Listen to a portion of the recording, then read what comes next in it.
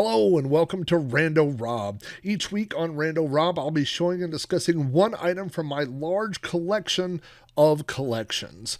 New shows appear every Monday, and throughout the week, I'll be adding older episodes of Rando Rob that were previously only available to my Patreon subscribers.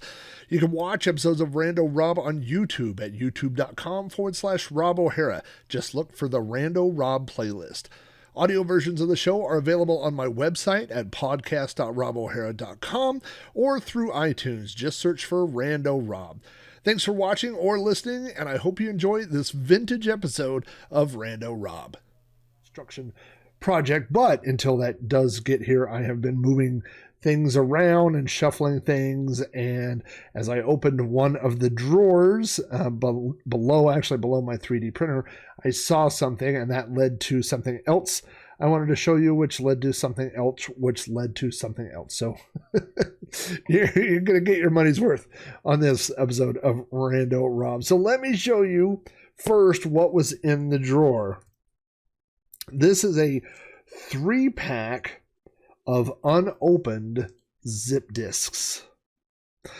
I don't know if you remember zip disks. I suspect most of you do. Zip disks were a slightly larger version of the traditional floppy, 3.5-inch floppy disk that held 100 meg per disk. I don't know if you can see the price tag on here, but it says 99 cents. I think, is it 99 cents or is it 2? No, it says 4.99 cents. FOR 99 cents for the 3-pack. So this is obviously a pack that I picked up later at a thrift store. Zip disks originally held 100 meg, and then they came out with a later version that held 250 meg. Sometimes with technology, we don't... it's hard to do that big paradigm shift. For example, when we had, floppy disk storage, the thing that people thought was the future were bigger floppy disks that would hold more floppy disk storage. They didn't imagine USB sticks, right? Or cloud storage was not a thing.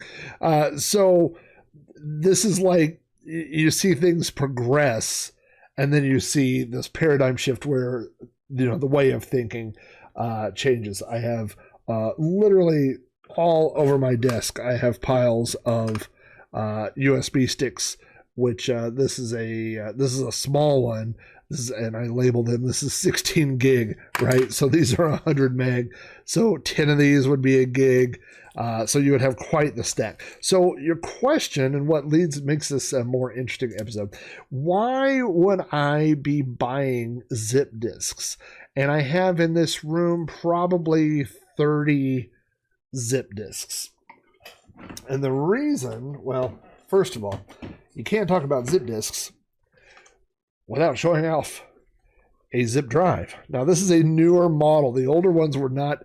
This is the later ergonomic model. You can see they put some sexy curves on this to make it look a little bit more updated. And they put these large feet on the bottom so that you could put it like this and put it next to your monitor, because that's a great place if you want to put magnetic media.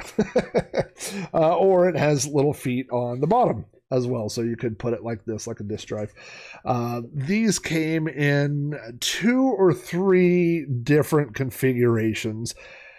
There was a parallel port zip disk or zip drive. There's a SCSI version, I believe, but the most desirable for me is the USB. And so you get the power supply and the USB. By the way, these things sell, believe it or not, for like $30 to $40 on eBay today. So if you, like, I bought this one, and boy, I just can't read it in this light. I think it says $4. But if you see these like at a thrift store and you want some quick money, pick these up, or at an antique mall, pick these up, especially the USB ones, because we can still use USB pretty simply today, right? And so, and it doesn't matter, they are backwards compatible. If you get the 250, I believe you can still read the older 100 meg discs. Now, why would I want this? Well, obviously I need this to use the zip disk, right? And by the way, this is not for nothing, but I have picked up lots of zip disks in thrift stores that were bundled together like with a rubber band or something. And when I got them home, they were full of people's data, pictures, documents. I found a tax company that was had all their backups, so it had people's tax filings. I mean, don't ever get rid of anything without erasing it or destroying it. Just a heads up. Because I'm a nice guy. Fortunately, I'm a nice guy, and so when I find things like that, I do erase them. But yeah, not everybody is. So anyway, back to the topic. Why was I buying zip disks and zip drives relatively, not so long ago? And that is due to this little thing that I'm going to show you here, which is the real thing that I wanted to show you, which is a Z64. This is a Nintendo 64 console copier. Now, you've probably seen Super Nintendo console copiers like the Wild Card, Super Wild Card that I have, or Game Doctor, that was a popular one. These were less common, and there were a couple of different. Most of the Nintendo 64 game copiers were CD based. So there's the CD64. Gosh, I'm blanking on what the other one. Dr. D64. Those are both CD-ROM based. And interesting, those go underneath the Nintendo 64, and you could put games on CD. And I think at the time you could put the whole Nintendo 64 library on about 4 CDs. And so you would just put in a CD and you pull from a menu and play the game, right? But this was one of the earlier copiers, and this is my favorite Nintendo 64 copier. I'll show you all the sides here in just a second. On the top, this has a LCD readout here, and you can see the list of games that are inserted in. You've got these buttons over here for moving up and down through menus and turning things on and off. And then you have your Nintendo 64 cartridge port. So you could put let's say you put, you needed a cartridge in here anyway, because the way that it worked is it used some of the chips, I guess, from, or maybe it was just the lockout, but the Nintendo 64 needed to know there was a cartridge in. So I used to use a Super Mario 64, and I would just leave it in there all the time, right? So down at the bottom, you can see that there's this thing that looks like a Nintendo 64 cartridge, and so this would plug into the top of a Nintendo 64.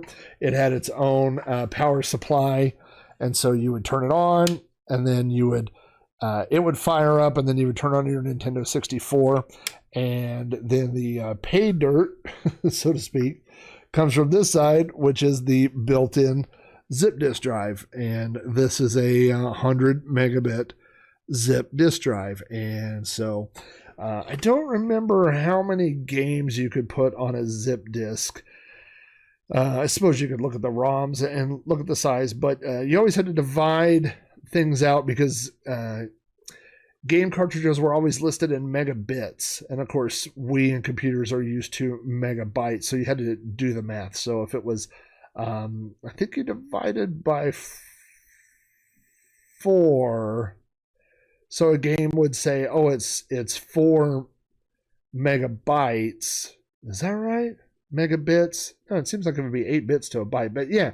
But anyway, the point is that the game would say like, oh, this game is huge. It's 64 megabit, but you would go, oh, it's much smaller. And so you could fit several, 5 or 6, let's just say on average, 5 or 6 games. But again, that depended on the game. If it was a big RPG, it would take up a lot. If it was one of the smaller games on the Nintendo 64, it wouldn't take up very much at all. I should probably mention Well, first of all, I should say that this was a strange investment for me because it turns out I did not love the Nintendo 64. I was talk to y'all soon. PlayStation, but I bought a Nintendo 64 for the pod racing game.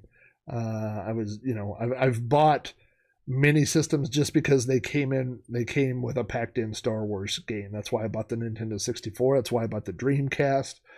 That's why I bought my GameCube, so that I could play the Star Wars game. But anyway, so what this allowed me to do was download. By the time this came out, we were downloading ROMs over the internet, and I could download those ROMs, Nintendo 64 ROMs, put them on a zip disk, put the zip disk in this, leave this plugged into the Nintendo 64, and then turn it on, and I could play Nintendo 64 ROMs, because there wasn't a Nintendo 64 emulator at that time. If there was, it wasn't a good one. So this allowed me to still play those games. Now, you may, if you run in the right circles, you may run across one of these. This cost me $300 new, plus shipping, plus whatever. I think I ordered it from Japan and had it sent over, so it probably cost me closer to $350 with conversion, something like that at the time, which of course is, super expensive, but it's also would have been 6 Nintendo 64 games at the time. So, not that expensive if you want to play the Nintendo 64 library. So you will on occasion run across one of those. Very few people, I believe, have this, which is the original box that it shipped in. And so you can see that it says Mr. Backup, but this is a Z64 is the more common name. You can see it does say in the corner right there, Z64. You've got all this information here on the side right here, which I'll read to you in a second. You've got this side here, and this, and then what's sticking out of the edge here, if you can see that, this is the original instruction manual that came with it, which has pretty broken English, but it's still worth having. I like to keep all my stuff complete. On the back here it says features description. Independently operating without connecting to computers or any peripherals. So that is mentioned because some copiers weren't very good at dumping games, and what they wanted you to do was hook up your computer through a parallel cable to this device or to a device similar to this, and dump games that way. Because again, this I guess I didn't mention this, but these devices work in two directions. They're bidirectional. So what you could do is download a game, put it in here, whatever, and then play that game. Or what you could do is put a blank zip disk in this and borrow a game from your friend, which was terrible. It's very illegal. And put the game in here, and it would save the game here. Then you give your friend back his game, and you can play the game right here off of the zip disk, right? So that's the selling point they're mentioning here, is that it doesn't have to be connected to a computer through a parallel port or a parallel cable. Simple installation, plug and play only with a few buttons, capability to back up game cartridges and data into magnetic disks, including game record data. That is another thing, is that saved games and things like that could also be saved in here. And then you could also use cheat files. You could download cheat files, and when you played a game, you could tell it to load that cheat file. Compatibility to play game files stored on the magnetic disk, including game record data. Capability to play games in the cartridge, 256 megabit memory, and zip 100 magnetic drive built in. Each zip 100 magnetic disk can store 6 to 11 games with large scale backlight there's like writing on the thing and it's hard to read. LCD display panel, support for I can't read this. Support for operations under enhanced screen display menu. I guess it means it has a on-screen menu. Support for cheat codes and creation. Support for cheat code file creation by the user himself. And then it says packing list: Z64 processor, Z64 power supply, Z64 floppy disk, and user manual. So they included a Z64 disc. That was nice of them for $350 something. But anyway, this is I'm sure it came inside another box or something. But this is what unfortunately, these sides flip around. There's all the text there that I was looking at.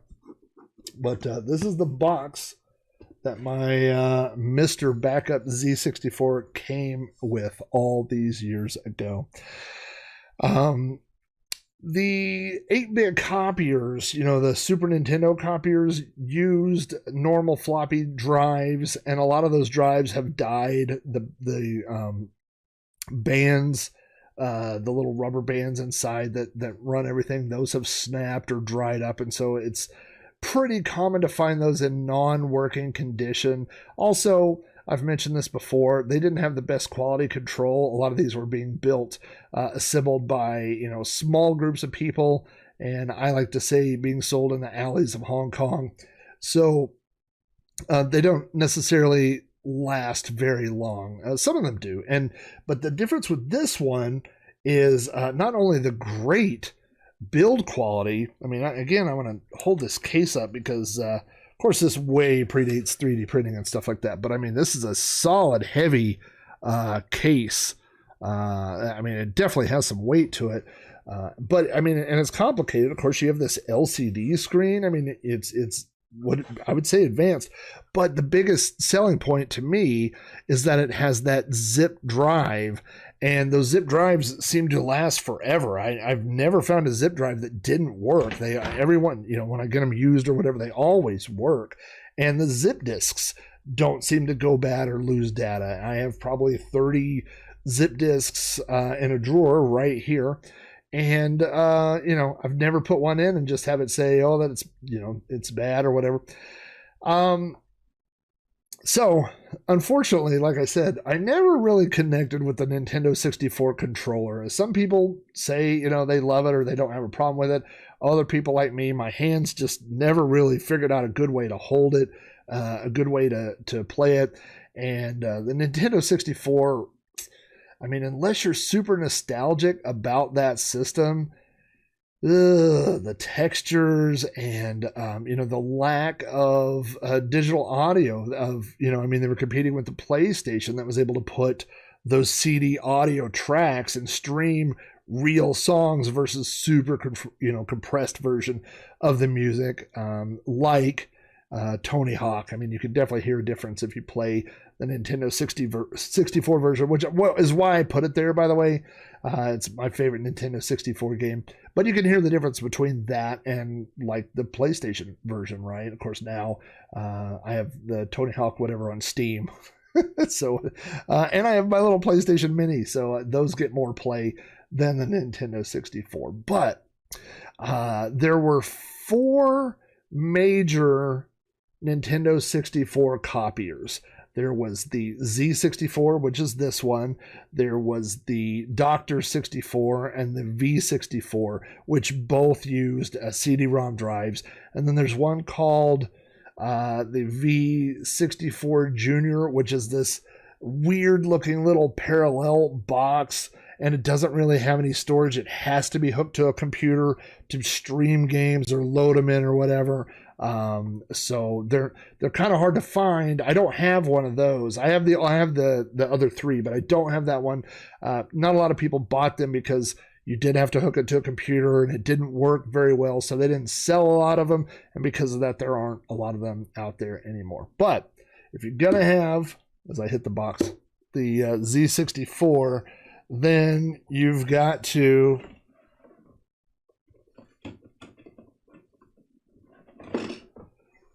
have zip disks to use it with.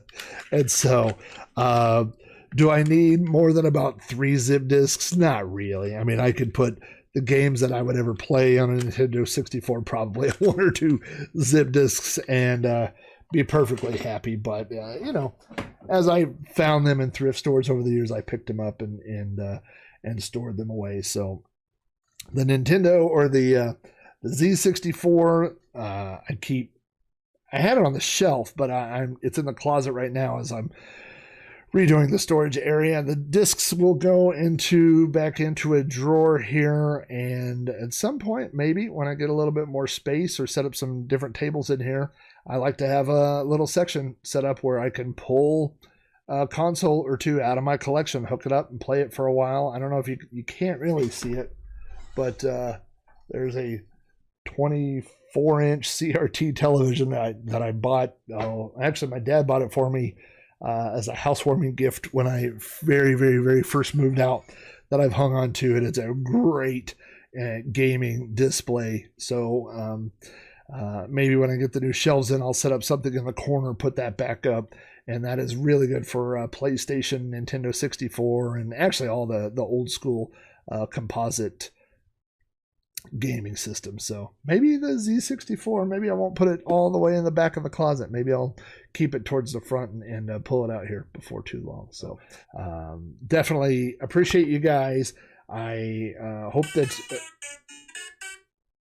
there's an email. That's my cue to go.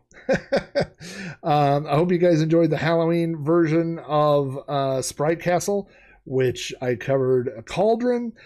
Don't forget there was that Halloween stream where the devil took over my Twitch stream and played Friday the 13th late Halloween night.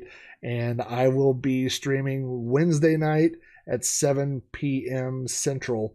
And I don't know what I'm going to be playing this week, but it'll be something. Okay, that's dumb. So anyway, thank you guys for your support. I appreciate you all, and I will be seeing you all very soon.